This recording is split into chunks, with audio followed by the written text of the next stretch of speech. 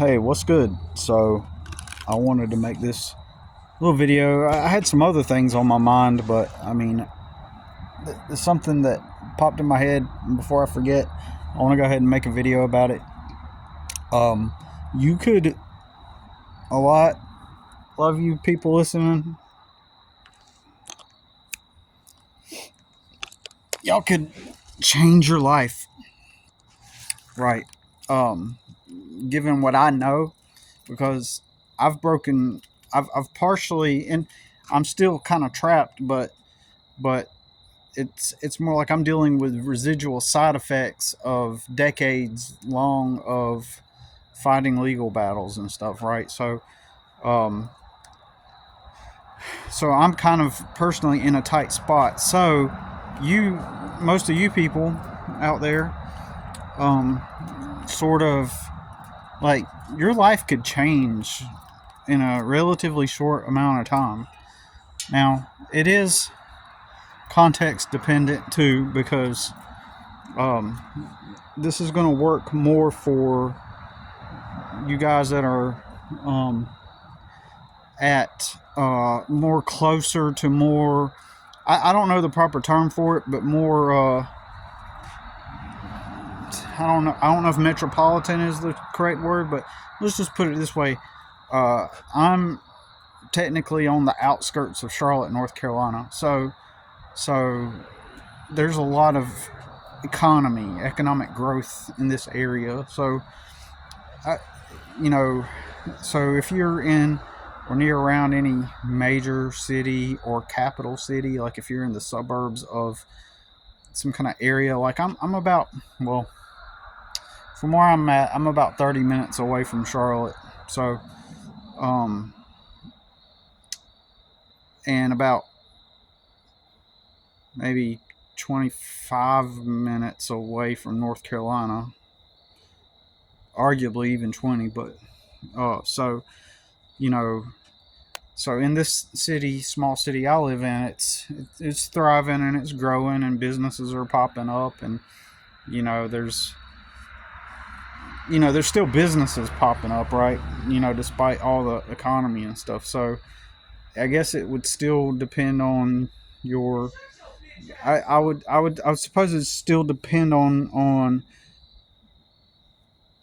you know the population of your area. I forget to. I need to like look at the populations of different cities, like Raleigh, North Carolina. You know, even Greenville, South Carolina. You could say might be a good city. I would look up the population. Columbia, South Carolina, which is the capital. Charleston, South Carolina. Um, Possibly even Wilmington. Any kind of cities that are kind of growing and thriving, or maintain some kind of some kind of economic stability, and even growth, even if mild growth. And if you're near some kind of city or the outskirts of a city that's big or kind of big, then you could possibly change your life, and if you have if you can, you could even like say you're in a small town and you're a long way away from a big city like that. You could still kind of make this work, but it'd be different. And so I'm not sure what I would do in your circumstance other than just to move if you can. So I don't know specifically what I would do in, like, if you're in a rural area, although the same framework applies no matter where you're at, if you can make it work. So, and I'm going to use landscaping as an example in this instance, because if you were to try to go get a landscaping job, it's generally entry level. Like, it's one of those jobs where you could get in at an entry level position, and start off as a helper, and while landscape is like what most people would consider like doing yard work, a lot of people think it doesn't require any kind of skill. It's just, oh, you're just mowing grass, and that's just not the truth. I'm not a lawn person.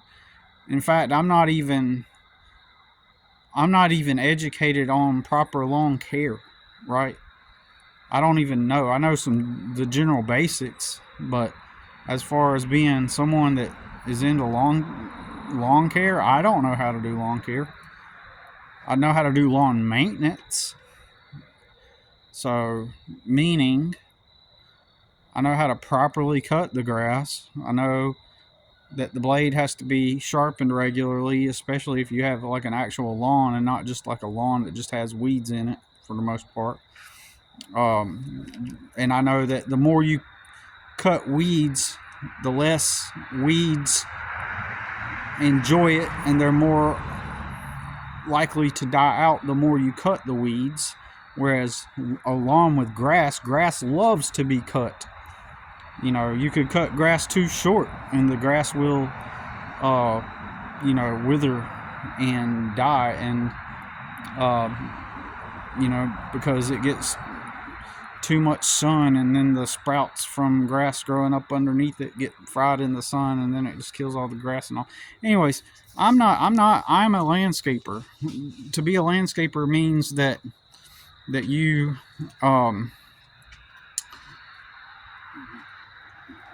you organize the landscape of the land. That's the physical aesthetic of the land itself, right? That's what a landscaper is. And so that requires a certain amount of knowledge, but everybody views it as, oh, you're into lawn care. They equate the terms and make them the same, and it's far from that. But you're going to get the stigma no matter what. People just think that landscaping people are just a bunch of low-level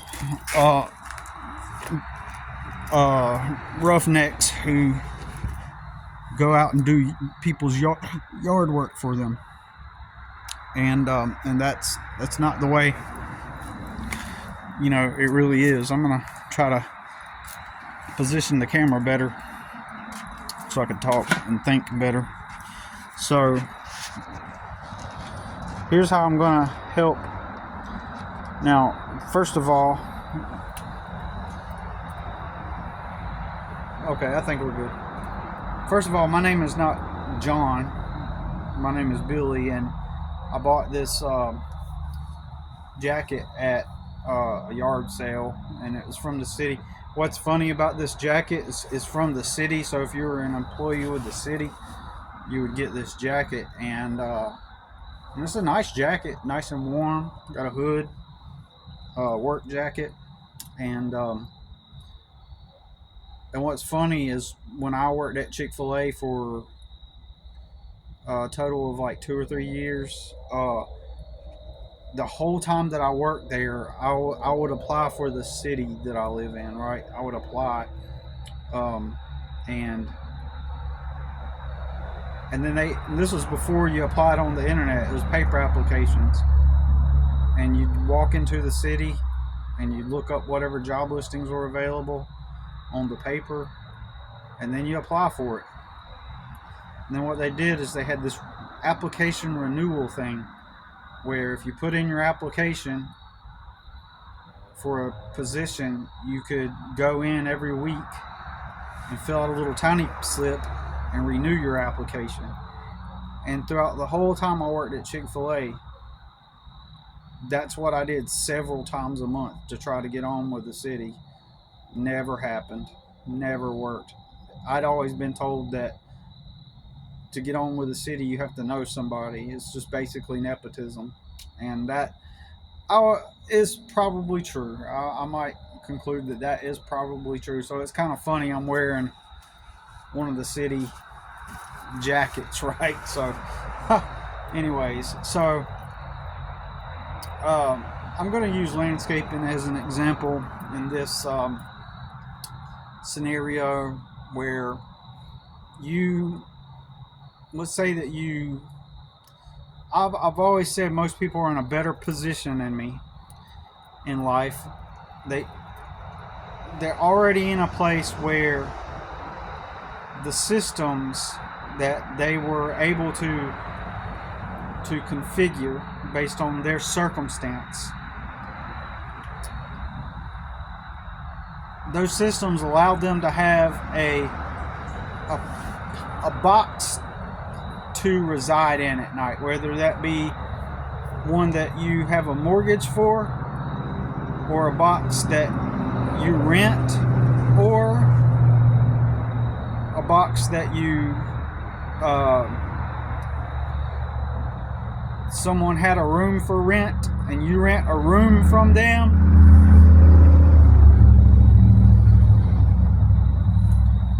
Right? So, or perhaps you even get to reside with a relative or parents, right? And but we're just gonna go with in any of those scenarios. You can this is going to be something that will work for you. Okay, so basically, using landscaping, what you're going to do, this can change your life. And my argument is that you're in a way better position than I am, way better. And I'm in a position where every amount of money I make, literally, I just immediately spend it on my needs for my son and me, and then I have no money left. So, currently I'm in the negative. Actually, currently I am in the negative. Tomorrow my bank account will briefly go into the negative, and then when I do my customer tomorrow, it's a small job, it will pay me just enough to pull my bank out of the negative. And so that's what's going to happen. So and then I'll be back at like just nothing. So I make a little bit of money, and then so this is why practically, if I were to go apply at the warehouse down the street, the moment I apply at the warehouse, I'm already out of money.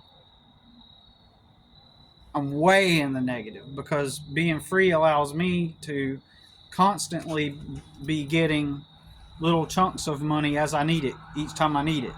Whereas if I was clocked in at the warehouse, I'm going to have to wait for 2 weeks for the first check, and I will run out of money before even that first check comes. And most likely, because I've been through this already, most likely I'm going to have to borrow money from somebody. And then when my first check comes, I'm paying them back the money. And then I'm constantly in a loop of not having money when I'm working at jobs, because I'm constantly having to wait on jobs working for other people anyway. I'm constantly having to wait on the checks. And so I will physically run out of money. Of the jobs that would hire me, I will run out of money before I get the check. And so the idea is, well, you want to work there long enough until it pays you enough to where you can venture out and afford to live on your own, right? Well, there are no jobs that will out here working for other people that will give me enough cash on a check that can give me a room. And I don't have family members I can live with. I don't have friends and stuff like that. I have zero connections. And so I've never been able to find a roommate, ever. And the only times I have ever found a room to rent it was always some kind of insanity going on. I mean, high dysfunctional stuff, right? Every time, every single time that I've been able to find a room to rent from someone, whoever it was that I rented from, it's 100% always high dysfunction, unavoidable dysfunction. A couple of those times I later discovered, after moving in and not thinking about it, that these people had something on their record that was really bad, which made me have to move out immediately. Or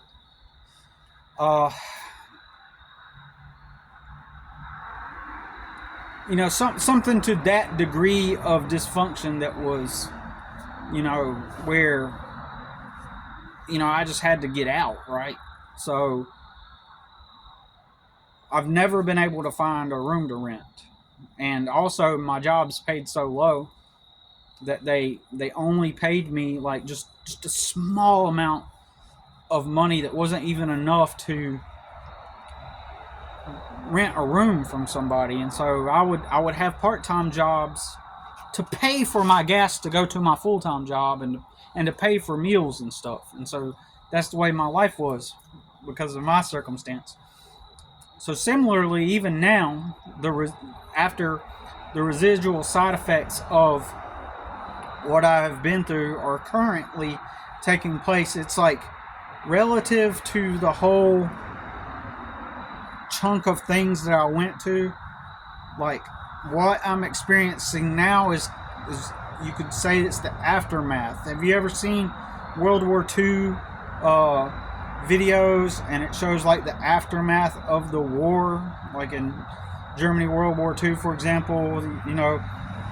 There's this popular clip of the German girl who's like, she's got a black eye, and it's the aftermath of the war. Everybody is displaced. They don't have homes. They're just wandering about the streets. And so at that point, they got to figure out a way to build forward, to start from nothing, some of them, right? Maybe their families have been, offed or whatever, homes bombed, destroyed, family members missing, like, so technically, and I mean this literally, I have been through war, actual war, because people were trying to harm my life, like to effectively kill me, right? Without getting into all the details, but effectively, these people were trying to kill me, indirectly. But what they were doing was so harmful that had I succumbed to their attacks, it would have physically killed me. I would have been forced to be into situations to where I would have physically been killed. And I've been working my whole life to try to like get away from this type of dysfunction. And so dysfunctional people hate it when they encounter someone that's healthy, that mentally and emotionally is whole. They have a resentment towards whole people that are trying to build their life back, and they have resentment and anger and a vile repulsion from people who are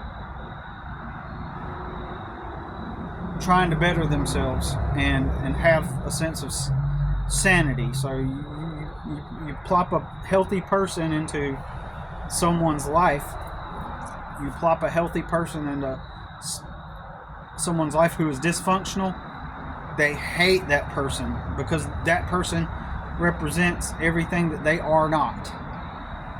And they will violently react to that. And so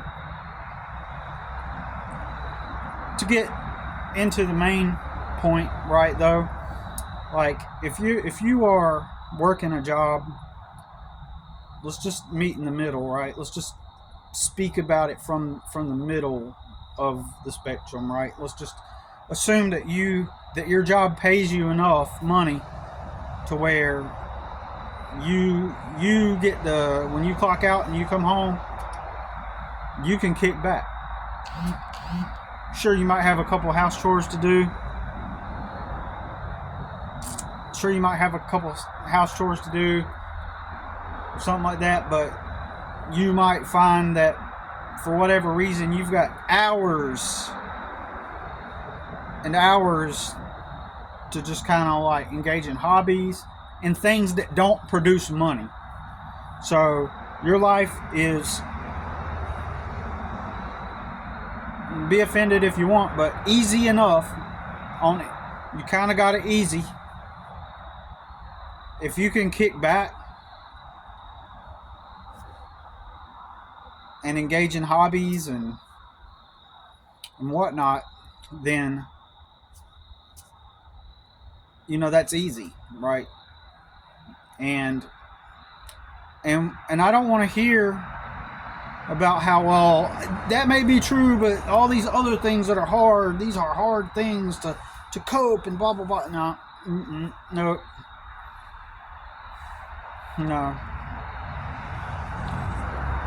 With the exception of things like a close sick family member, maybe a child that's dying from some kind of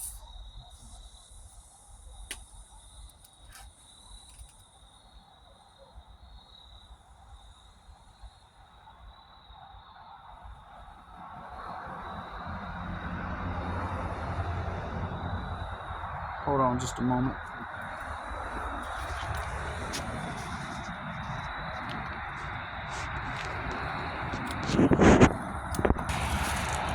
Okay, that's what I thought it was. I wasn't sure what that sound was. It was like the neighbor's sprinkler coming on, and I at first I thought it was a strange sound, but then I immediately thought it's probably the sprinkler.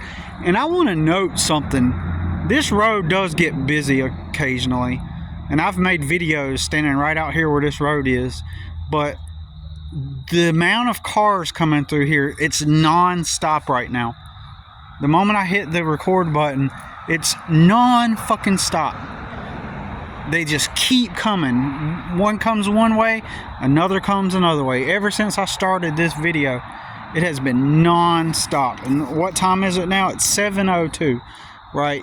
And I just don't, PM, I just don't know. It is non-stop, like to the point to where, like just now when I was trying to listen for that sprinkler to see if it was the sprinkler system, the cars just would not stop, and they continue, and they're probably in the backdrop of this video, just like overwhelming the video. And I don't know, man. It's just like they do not stop. This is a road that can get a little busy here and there, but then there are lots of times where it's just silent and quiet. But right now, it's just constant, like as if this is like a major city, right? I'm on the outskirts of the city, right? Right at the outskirts of the city where I stay. So it's just kind of insane. But anyways, I'm gonna keep going. But yeah, like if somebody has like a sick child or something, or some kind of major disease that keeps them in pain or suffering, or someone's experienced like a severe accident, or don't get me wrong, there are hardships that aren't tied to money, but in general, the majority of people, at least in my experience, in my reality, they don't have they don't have those things, right? They just simply have a regular life, a regular quote unquote normal life, and all of them get to just kind of kick back and just have fun, right? And the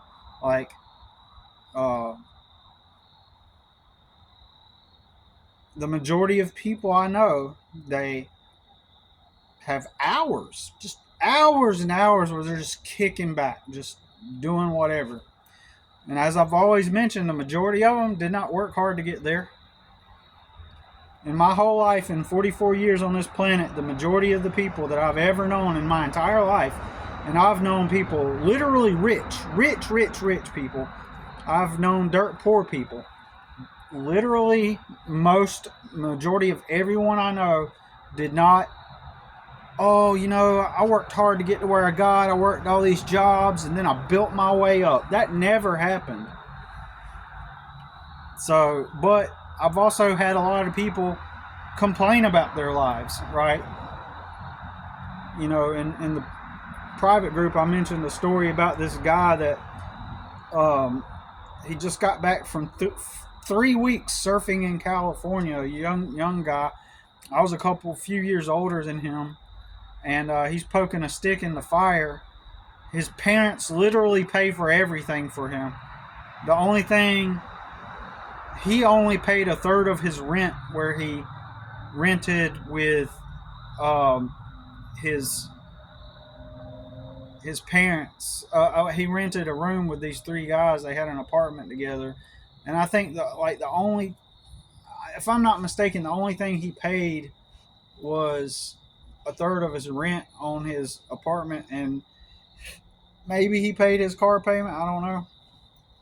But the dude had it made. He had life on super easy mode, and he's poking a stick in the fire. Just got back from California, and he goes, life sucks. I'm wondering when it's going to get better. And at that time, I was either living in my apartment that I couldn't afford, or I was staying out of my truck. I can't remember. It was close to around the same time, but I had to move out of that apartment because I couldn't afford that apartment. I thought I could when I was younger. And I was working at Chick-fil-A, working 2 jobs at nighttime as a janitor and daytime, 9 to 4, Monday through Friday at Chick-fil-A.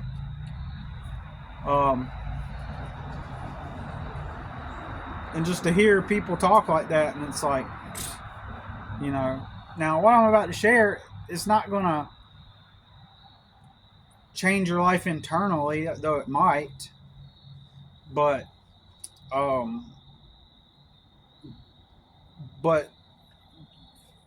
am going to tell you that it could change your life and bring you freedom, because you are already in a position. You're not going to go out and work tomorrow and then immediately take all that money and throw it away and then be at risk of going homeless, right?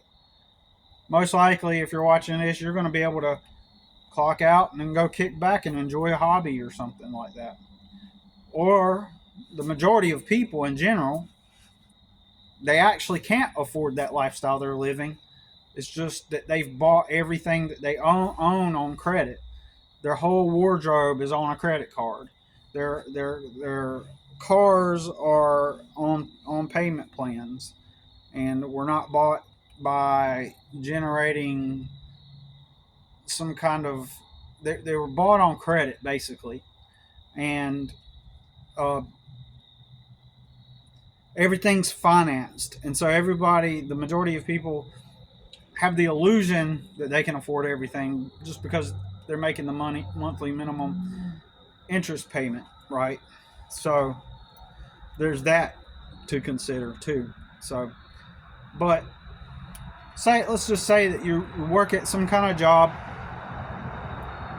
You have a schedule. You put on the logo. You go to that place. You engage in a type of activity. And in exchange for that, the owner of that company cuts you a check. It goes into your bank account, and you're able to go to your box at night, right? And then every year, you get a week or 2. Seems like that same vehicle went by before. Anyways, every year you get a week or 2 where you don't have to show up at that place, because they allow you to stay at your box, or instead of staying at your box for that week that they allow you to not have to come there, allow you to, because they're authorities, right? They're your authorities. you might choose to, if you actually save some money up, go to the Bahamas. And a lot of people, I know people personally who have gotten loans to go on vacation. But isn't the way it works is you get paid and you set aside savings, and then you have all this money because you're working this job? Isn't that the way it works? You're supposed to be working it. You're living the American dream. So you got your job and you just save your money up. And once you have enough, you go to the Bahamas. That's the way allegedly, supposedly it is. But in reality, the majority of people, the way it really works is the majority of people can't afford that. And they will finance things in order to maintain image, living up, comparing themselves with the Joneses, as they always have said.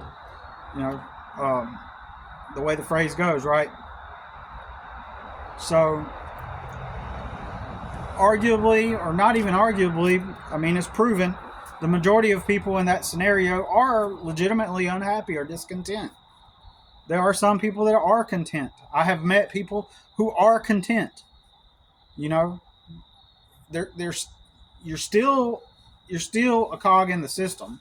You still have been brainwashed. Even if you've arrived at a place where you like this one guy I worked at a warehouse with, he's like, I like my job. I was going to be a park ranger, but you know, no matter what, I couldn't get hired to as a park ranger any of the jobs I applied at, and you know, eventually I just got this job and I like it. You know, and the pay's going to be good, and blah blah blah, and my future, blah blah blah. So, in his mind, he accepted, hey, you know, here's an authority figure. They got paint, automotive paint, and they buy it and they get it at their warehouse and they distribute it to body shops. And he said to himself, I can see myself getting up every day and coming to this warehouse and moving the boxes and sending out the paint, and yeah, I'm okay with that. You know, arguably, the way I always say is like people like him, his brain is so conditioned, and operant conditioning is so conditioned and indoctrinated and hypnotized into believing that this big corporation, this paint store, is just an authority, and they allowed him to have a position there, and in his head, at some level, subconsciously or even consciously, but limited, he knows somebody started that company, right? He knows that there's this ambiguous story of some very important man with an important title was born in the year blah blah blah, and then one day there was the founding of the company, and then they'll show have like a little brochure of how the company started, and it shows the man and a bunch of other men holding a shovel, and they're breaking ground. They're putting the shovel in the ground, and the company, it's all them very important people that were bestowed upon them was the authority by the great Wizard of Oz, and he allowed him to be the distributor of the paints.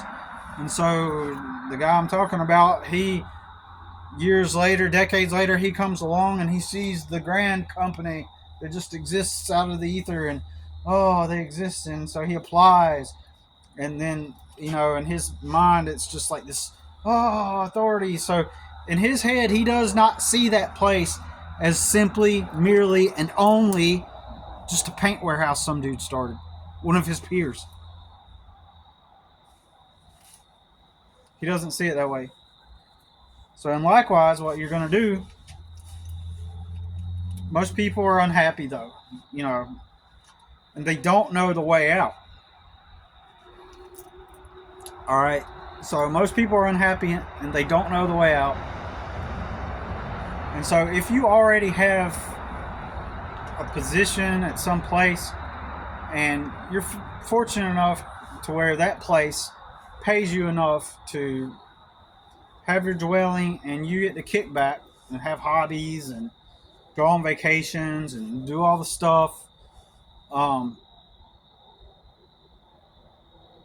Statistically, probability is you're not happy in that position and you have been sold a lie. And even if you are happy, you have been sold a lie, right? You have succumbed to the lie. That one dude, he has succumbed to the lie and accepted that, that's just life and that's how it works.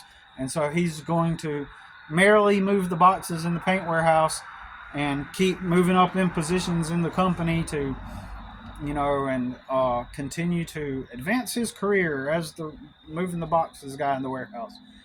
Except he's going to manage the guys moving the boxes in the warehouse and shipping out the paint. And so he's literally just an NPC in my opinion. Like in my opinion, who in their right mind could settle and say, "I'm content doing this"? But Billy, it's so that you could live your life. No, you don't live your life. I'll say it over and over again. That dude does not work at that warehouse to live his life. The warehouse itself, being there at the warehouse, that is his life, okay? That is his life. It's where he spends the majority of his time. I'll say it again and again because that's the truth. It's the actual truth. I'm breaking the spell. I'm crushing it. I'm deprogramming people, right? With what I'm saying. You don't work your job so you can live your life. That is one of the biggest lies you hear. So anyways, so you are living your life, right? And then for a small amount of time, you get to go back to your box and maybe spend a couple minutes with your kids if you're not exhausted, you know. So, anyways, so what you're going to do is just an example with landscaping is you're going to put an ad on Craigslist and it's going to say something like now offering, for example, now is fall cleanup services, and then you're going to put the word landscaping, fall cleanup services, landscaping. This is an example off the top of my head. And you're going to put on there fall yard cleanup services. And so then you make a list of all the things you do. If you don't know about it, look it up, right? Trim shrubs, leaf cleanup, full yard cleanup, put a list of stuff. Put full yard cleanup includes trim shrubs, edge beds, leaf cleanup or leaf mulching, putting down mulch, installing, installing plants and flowers, trees, or whatever. Actually, that part is not part of fall cleanup, so let's just not put that in there. But generally, you're going to say fall cleanup includes trimming shrubs, cleaning out beds, leaf removal. And so you put on there minimum $300 or minimum $600, right? You pay $5 for that ad on Craigslist, all right? So you're working your regular job, right? You have a place to live. You got it made, right? You're set. You're not, so if you got the ability to just kick back and have hobbies, then you already have a good life, right? And so one weekend, what happens, you're going to make that one ad, and then you're going to copy everything you put in that ad. And throughout the day, you're going to spend $25 throughout that day, right? And every couple hours, you're going to post another ad. It's going to be paste the same ad, except that the title, you're going to make the title a little different each time. The title on the ad is going to be different, and the images you are going to put on there will be different. Shoot, you could borrow some of my images, right? You could borrow some of my images. I'll send them to you, right? Before and after images, right?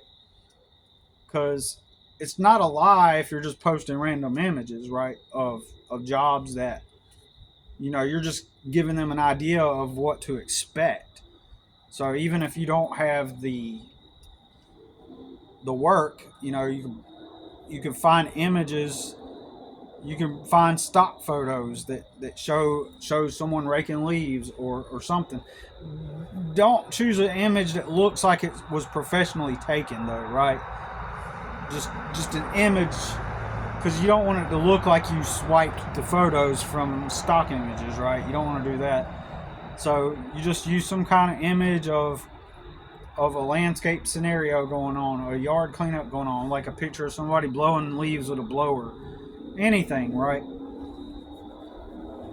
And so you're gonna post those every couple hours. You're gonna post. You're gonna spend a total of $25, 5, 10, 15, 20, 25, at least, right, for one day, and you're gonna post that, okay? And then the next day, you're gonna do the same thing. Every few hours, you're gonna do the same thing, and you're gonna have ads all up on Craigslist, right? All right. 5, 10, 15, 20. So now in 2 days you spent $50, right? I know. Wait a minute. Bear with me. It gets better. Hold on. And then the next day you're going to do the same thing. It's the same ad, different title, different image in the ad. So what's going to happen is people are going to be looking for those services, and they're going to stumble upon your ad. And if they see your ad a lot, that gives the perception that you have value. That gives the perception, wow, if he's got all these ads, then he's thriving. He must be doing something, right? Because you can afford that. Why can you afford that? Because you got the hobbies, you got the free time. So you could use your free time that you get to kick back and go get a part-time job and make some extra money, right? But, since you have the ability to just kick back and chill, then that means that you have money. It shouldn't be a money issue for you if you have that ability to do that. In other words, is what I'm saying. You should have $50, and then the next day another $25, $75. And let's just say you spend a total of $100 doing that for 5 days. 5, 10, 25, 25, 25, 25, 25. So, well, that's $125 actually. So you spent $125 in that week. So what's going to happen is somebody's going to see all them ads, and then they're going to revisit Craigslist again. They're going to see your ad again. They're going to read it, and then they're going to click off your ad. Like when they're first looking at it, they're going to click off of your ad, and they're going to be like, okay, let me find somebody else. So they'll click on another person's ad, and it's going to be sloppily written. It's not going to be, I do yard work, landscaping service. Your ad's going to look nice. It's going to be professionally stated, and you're going to use professional sounding words and make it look clean, and you're going to, make sure it looks good. Punctuation's good. You're offering fall cleanup services, right? And that person is going to click on these other ads, and then they're going to see your ad again. They're going to click on it. They're not going to realize it's the same person. They're going to start reading it, and they're going to be like, oh, this is the same person. Then they're going to click off of it, and then they're going to look around. They're trying to shop around for a good deal or whatever they're looking for, whatever. But over time, as they keep realizing that your ad keeps popping up again, they see that as, oh, this person must be thriving. This must be the one to call. So they're going to call you up, and you're going to go out to their house. or they're going to say, hey, I need a fall cleanup, and then I need mulch put down afterwards. So you're going to say, sure, okay, I got you. I can come and do a quote for you, right? And then what you're going to do is you're going to show up, and you're going to measure out the land, where the bushes are planted, where all the beds are. You're going to, even if you have to take a tape measure in a notebook, you're going to show, even if you show up in your personal car, right? Just a car. You're going to show up. You're going to forget about what you look like. You're going to have a decent size. You don't even have, literally, you can show up in a black t-shirt, but I'm just saying, if you want to make it look good, then put something nice on. It doesn't have to be over the top. You're going to show up. They may not even be there, but you tell them you'd be glad to go do a quote for them, and so you go out, and where all the beds are, you're going to measure it. So you're going to segment each section off the best you can mentally. You're going to write it on a notebook paper. So if it's a 5 foot by 5 foot space, you're going to measure the square footage of that area. And then what you're going to do, once you have it all measured up, let's say all the beds combined, right, equaled out to a total of 20,000 square feet worth of mulch, right, is going to be bought. So you've measured it out, and it turns out that all the beds and all the plants and the trees are planted in are 20,000 square foot total, right? So what you're going to do is you go on Google, and you're going to look up mulch calculator, and then so you're going to measure how much mulch, 2 inches of mulch.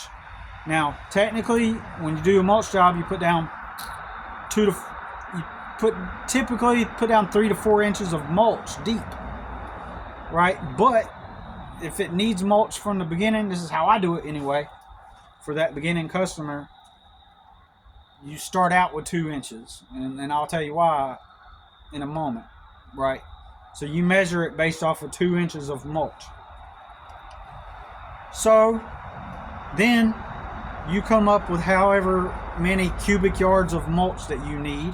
You figure out the math. It's not important to do all of this math right now, but you come up and figure out how many cubic yards of mulch do you need based off of your measurements on the beds. So then you find out how much bags of mulch cost. Like here, right now, bags cost, the cheapest bags of mulch here at Home Depot are $3.33 a piece, and times that by 7%, which is the sales tax, whatever that comes out to be. And then you do the math, and you figure out how many bags of mulch is it going to take to do however many cubic yards of mulch. You're going to figure out the price. How much is that mulch going to cost, all right? So then you, and forgive me if I get some technicalities wrong or not clear at the moment, since I am doing a video, but I'm just trying to make it as simple as possible, though, too. So forgive me for not, because it doesn't have to be this accurate right now, okay? But so you're gonna count how many trees that they got on the property, and those beds, the fall cleanup, right? You're gonna estimate with each tree. Let's say it's a 4 foot tall by 4 foot wide bush. You're gonna say, okay, I'm gonna trim that bush for $60. You don't tell the customer this. $60 to trim that tree, and then you go to each bush. You say that one for 10. That one I'll do for 25, reasonably, right? And you figure out how many, because they're all going to be different sizes. And you're gonna then on your notepad, you're gonna calculate. You're gonna add all that up. as you walk by each bush, you write down the amount you're going to charge them to trim that bush. And so then you're going to calculate that math, right? And then you're going to figure it up, how much that's going to cost. Then you're going to look at estimate how much time it's going to take to clean out those beds and to prepare the beds for mulch, and how many bags of debris you're going to have to haul off potentially, because you might clean out the beds, then you might cut the my brain farts like this all the time, like where I can't remember the simplest things that I know on a daily basis. My brain, but you dig your little trench all the way around the beds. You got to calculate how much that's going to cost. All this stuff most people can do, okay? It doesn't take, it just takes learning, and it takes someone who's willing to do the job right. That's all it really takes.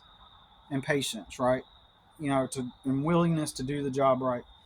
And then it does have skill. There is skill involved, and it's one of those things you just get used to, right? And this is one of those things you can get used to. But maybe it's just me. But like, in my opinion, I think anybody that wants to learn it can learn it, right? So you want to figure out how much time it's going to take to do that, and let's say that the job takes I don't know, it's going to take 14 hours to do this whole job, whatever this landscape looks like, to get up all the leaves. This customer wants them removed, but what you're going to do, you are going to pick up all the leaves and put them in bags or in tarps and in the back of a trailer or something. You are going to do that, but you're going to also, before you even put the mulch down, as part of this process, since it's a full yard cleanup plus install mulch, you're going to mow. You're going to go ahead and mow whatever lawn there is after they got the leaves cleaned up. You're going to go ahead and mow that lawn, and because you want the grass to look nice too once you put the mulch down. Make the mulch the last step in the process. And so you're going to mow everything, you're going to blow everything off, make it look nice, and all the beds are going to be prepped. There's no debris in the beds. Everything's cleaned out. You got your trench looking nice, and it's all edged out. And that's the way it's going to look. So basically, just to make it simple, right, we're going to say, people's brains are not used to this, okay, what I'm about to say. People's brains are not used to this, okay? But I'm not going to try to do it so over the top to where you can't imagine it, right? I want to state something that's reasonable, because people have operant conditioning, and viscerally they will feel conflict, and people will feel conflict and an immediate visceral gut negative reaction to what I'm about to say. A resistance, an internal resistance, okay, to what I'm about to say. So, like I said, it's not important that I did all the math right just now, but bear with me. And this is what you're going to do on a weekend, or say it's your next 2 days off. And they called your ad, and let's say that you had Tuesday and Wednesday off that week, or even Saturday and Sunday if you got a Monday through Friday job, right? And you're going to show up, and you're going to say, they might even be at work, but you're going to take your time, and you're going to calculate. So how much money do you make currently a week? Like 600, 800 a week? I don't know. I've never made that much at all in my life working for other people, right? But I'm just saying, what does your job pay right now? How much an hour? The per hour mindset or salary mindset is a spell. in a sense where it is, or it, without using that kind of terminology, it is a form of operant conditioning. And I'll tell you how I broke that spell on myself a long time ago. But we're used to thinking in terms of how much I get paid per hour. We're used to thinking in terms of how much I get paid in salary, right? So it's a random Tuesday, and you show up at this person's property. You do all the measurements. You talk professional. You don't say, oh, I'm new to this, and oh, I'm sorry, I just don't know. It's my first time doing this, so just be patient with me. Like, honesty is what you need to be, but you also have to present it in a way where you show up that you're a professional, right? So you're not going to be dishonest. So if they ask you, it might be different. But if you just show up normally, and like, they're not going to question it, okay? So what I'm about to share with you might even trigger some people. So don't, again, I mentioned earlier, for example, 20,000 square feet on the mulch area. Okay, so please don't use that against me. That's not my point. Let's just you can even forget that. And let's just say that you showed up and you calculated how much you were going to charge to trim all the bushes. You calculate how much square yards the beds are, and then generated a number on how many cubic yards of mulch that you need. And then what you're going to do is, and this is not the triggering part, say that you're just starting off, right? So you are, for your labor, you're charging $60 an hour, okay? So then you estimate how long it's going to take you to do the labor, and then you base it off of $60 an hour. Let's just say that you are going to do this. So you're going to charge $60 or even $75 an hour. And you calculate how much that's going to cost with the price of the mulch. Or you might call a mulch yard that delivers mulch and get them to deliver it. You call them up for a price. Lately, when I call it mulch yards, it's way more to get it delivered than going to Home Depot and getting bags of it. Even with a contractor discount, right? After I get my contractor discount with the landscaping material provider, I don't. It's like the same as Home Depot after my discount, so it's more like a sales thing in my opinion, probably. So I don't use yard material places much, but I have, and but I haven't had to use them often. Maybe there are some more discounts the more you use them, but me personally, I haven't had to use them that much over the years. I'm sure as my business grows, then I would end up using them more. You know what I'm saying? But I just never got to that point yet. But even that's not my point. So, all right. So you've done all the math, and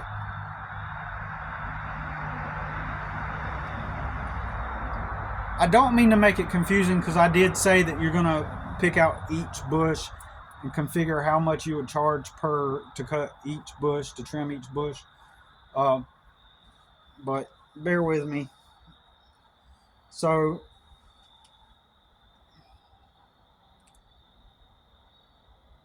and I'm going to simplify this, make it really simple, okay, without going into all these details and stuff, because you also are going to calculate after you're going to come up with a full price for what you're going to charge this person, all right? And And let's just say that the amount with the materials and your labor, you're going to tell them, like, you calculated $4,000. And so then you times 4,000 times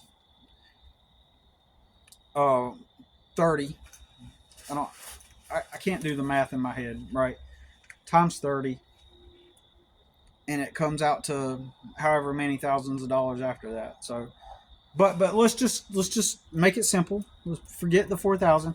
Let's say that you calculated it all, and with 30% set aside for taxes, right? Because you're going to charge that customer the 30%, right? And you're going to pay the 30. You're going to set that aside for taxes, the 30%. So let's say that with your labor, your materials, and taxes, you've on a random Tuesday on your day off, you're going to go do this quote, and this job, you're going to charge this person $6,000. Okay, because that's how much it costs to get you paid, to pay for your materials, etc. And you're going to tell them you need a 50% deposit. So, yep, you're asking a person that you've never met that responded to one of your ads, you're asking them to write you a check for $3,000, right? So they write you the check, or they Venmo it to you, or they Zelle it to you, and now you take that money and you go buy your hedge clippers that you need, you know, or you borrow them from a family member or from a friend. Call people up, say, hey, I need to borrow some hedge clippers this weekend. And you don't have to explain anything. You just be like, yeah, I'm doing this yard cleanup. Just thought I'd make some extra money, but you know, I'll offer to pay them something.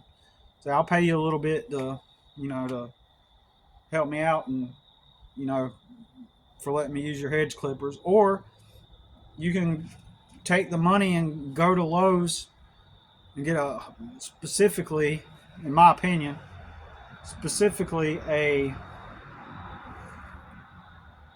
oh man, what's the name of that brand? It's the Blue brand. It's all blue. Golly. I should know this off the top of my head. There's another brain fart. Anyways, don't just get any electric trimmer, hedge clippers. Get specific. This brand. Husky. That's it. Husky. I'm pretty sure that's it. It's blue. If it's not blue, don't get it. Don't get Ryobi, in my opinion. But you get some Husky blue. I may be wrong about that name, but I'll get back with you. But blue electric hedge trimmers for like $179, I think, for a new one. 5 years ago, they were $150, and they still sell the exact same ones 5 years later, and they are great. I still got mine. I'm still using them, even though I need to get new ones because they're worn out, right? But still. So you're going to use that money, but you're not going to buy all the mulch immediately, right? You're not going to buy all the mulch immediately. You're just going to get started, but you got that money in your bank account, and the mulch is the last part of the process. But now you've got that money, and then you're going to get rakes if you don't have them. Get a metal rake. You need to borrow a blower, You need to borrow a blower, or, if you have the extra money, go ahead and buy you a nice Echo blower from a dealership, from an Echo dealership, or give me 1 second.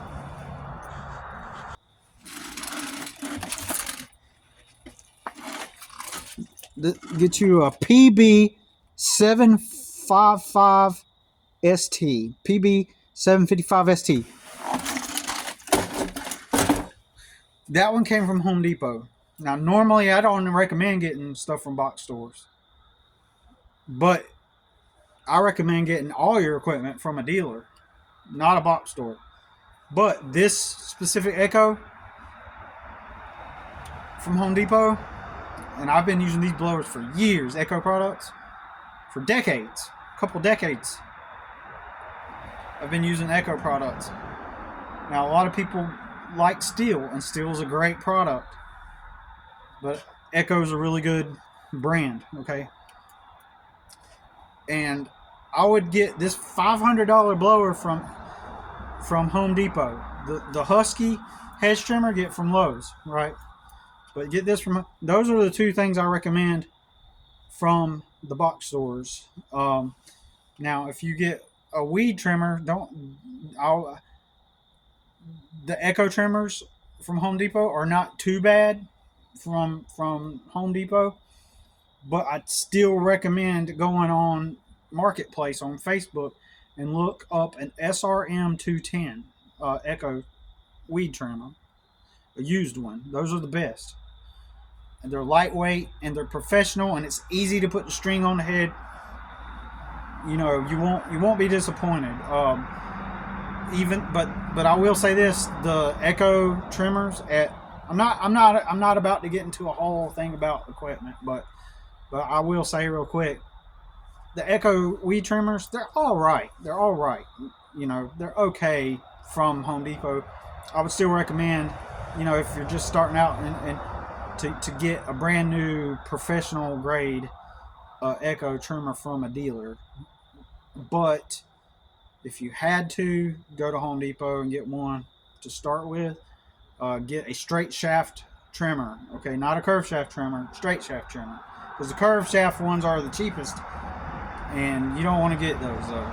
Okay, so anyways, not going to get into all the equipment, and the reason why I like Echo trimmers, because like the guard on the Echo trimmers are slim, and you can fit it into all kinds of different crevices and tight spaces, whereas the Stihl ones have those wide guards, and so that just means that you have less ability to get into tiny spaces, in my opinion, right? So anyways, not going to get into all that. My main point is, getting to the main point. Oh, damn. I didn't realize I was going for this long. So, my main point is, it was a random Tuesday. You already are living a relatively okay life. And you're going to go tell somebody, in this instance, that, okay, I'm charging you $5,000 for this job. So my main point is your life could change overnight. You already are in a better position than me. And now you just made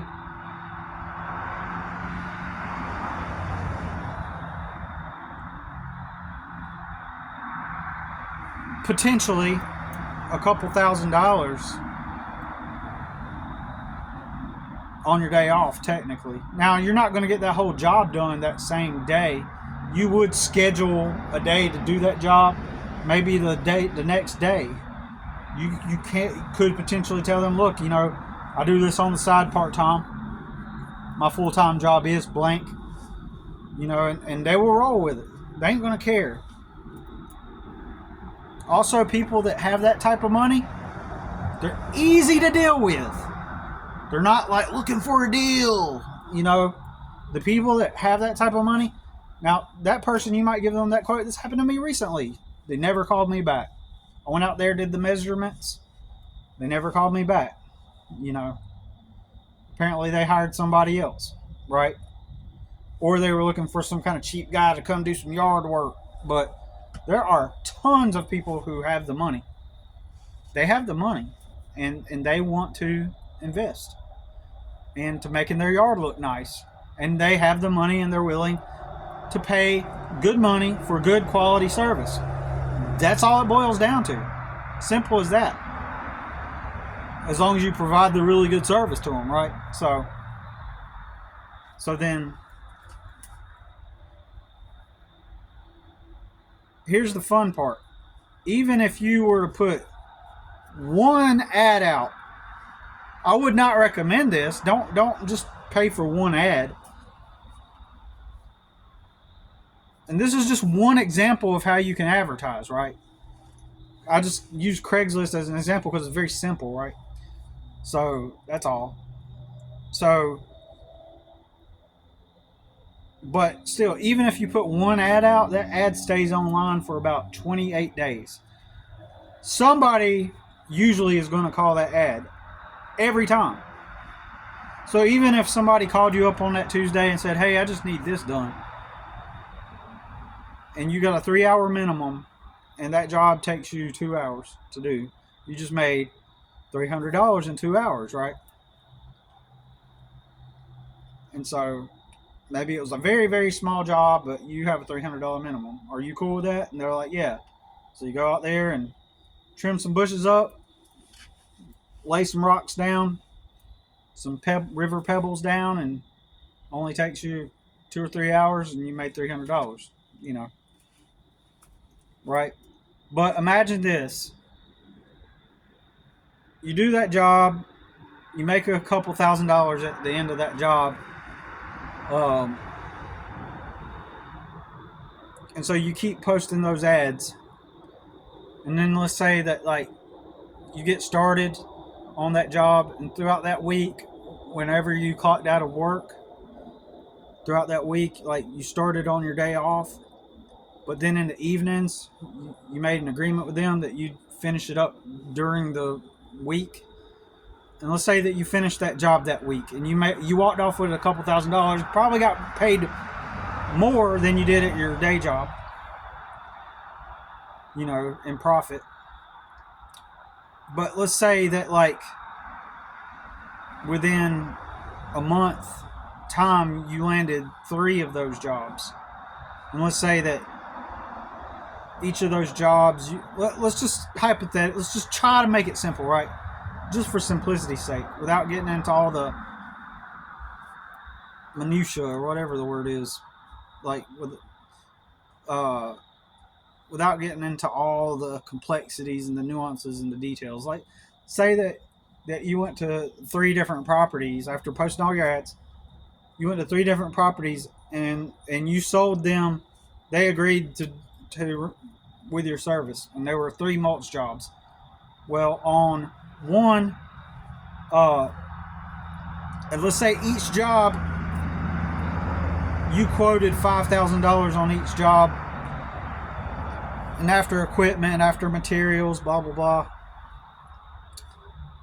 you walked away with $2,000 after taxes. You walked away with $2,000 in profit off of each job. 2, 4, 6. That was $6,000 you made in a month. People that have it way better than me can achieve that way quicker than I can right now, given my current circumstances, right? You guys got it made. At some point, when I can get to a better position, you know, I've already done this type of stuff. I already know what I'm talking about. And my figures, the numbers I'm talking are low. You know, once you start, and so after your very first job, you can do this before you do this job, right?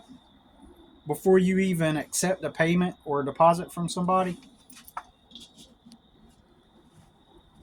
Before you accept a deposit from somebody, you can go down to your city and get a business license, or maybe like if you're in North Carolina, a business license is statewide. You just go get a business license, and you tell them what the name of your business is going to be. You pay for it, and now you got a business. And then if you really want to, you know,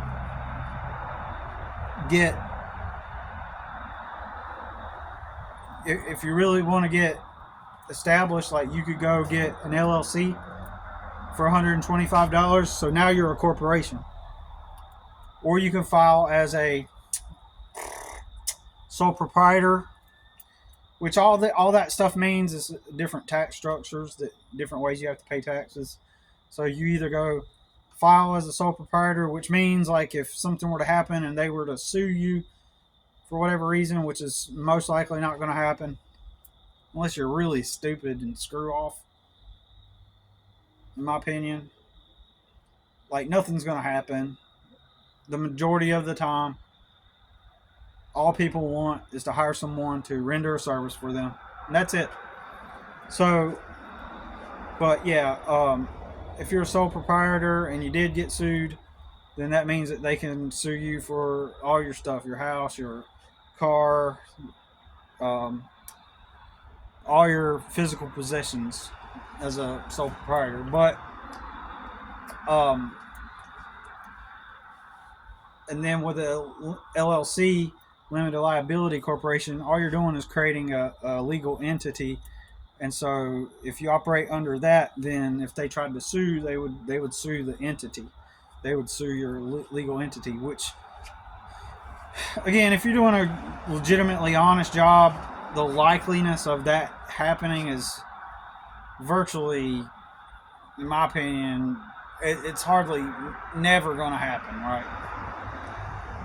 Those are high outlier situations, in my opinion. And it's not even something to even be worried about. But employees, people at your job and employee-minded people, oh, they'll make a huge deal out of that.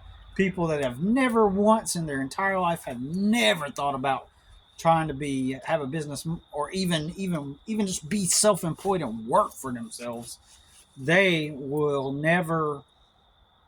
be the first ones to be like, oh, what if this happens and you're going to get sued and, oh, the taxes that they're going to charge you. Oh. They don't know shit, but they act like they do. Right? And that's why this is so out of the ordinary for most people. That's why it's conflicting in their head, the idea that they could potentially like change their life overnight. Not overnight, but drastically in a short amount of time, possibly. And then a lot of people also, y'all have support systems and networks and shit. Y'all have people that morally support you, financially back you, like everybody I know has it made, man. Okay. So anyways,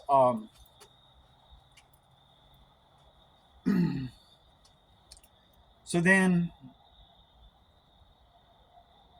okay, so you could do this before you do that first job. Also, if you really want to be safe about it, go ahead and spend $125, get your LLC, whatever the fees for your business license is in your city or state, pay for it. Then get some insurance, $40 a month. It's just like getting business insurance, just like getting car insurance. My experience was it was easier than getting car insurance. But anyways, the world is just this is just normal life. This is the real world. This is the real world. The real world is what I'm telling you. That you've been lied to. What I'm telling you is actually how the actual world works. If you had a lot of capital, you could technically just go rent a building that's approved for making and selling food. And if you had enough money, you could do the same thing. All you're doing is rendering a service. It's like you're making food for some people and selling it to them. It's no different than, hey, I'm going to do a professional landscape job on your yard and make it look nice. Instead of selling food, you're working on their yard. It's the same general basic structure and concept. Wherever you're working at now, that's what they're doing. You are just there to help them do that. So if you went and applied at the landscaping business to work as an employee, you're just helping them do the job I just told you about a couple of minutes ago. You're just there to help them do that. And you could technically do the same thing at that point. If you wanted to hire someone to help you do that landscaping job, you could just hire somebody, right? Technically, you could give them a W-2. Have them fill out the W-2. now they're your employee, or like a day labor situation, 1099, whatever. Then what else? But what about workers' comp insurance? Yeah, it does cost to have employees. I get it. You got workers' comp, you got other things that, like, the employee might be making 13 an hour, but it's costing you X amount of dollars, like what, 25 an hour for that employee for you, or something like that. But they actually get paid 13, something like that. I've never had employees, so I don't know technically how it works. But anyways, so that sounds spooky, but I know it's sprinklers. Anyways,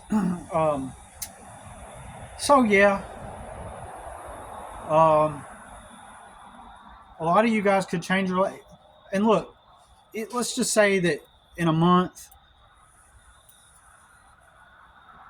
you know, let's just say in 2 months, you got one job like that a month. That was, and you made $2,000 profit off of that job, on that first job that you did that 1 month. And then the next month you did another job and it was another $2,000 in profit. And then another $2,000 in profit the next month. Like, you're learning the real world, what it really is. You're making 2,000 extra dollars a month. You know, everything's a lie. Look, I was on Marketplace the other day and somebody's selling a hot dog cart.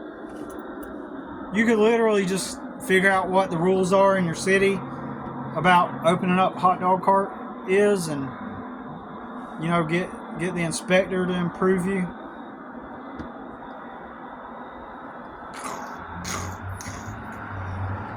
Sorry, I had to do that. get the health inspection. Get the health department to come inspect your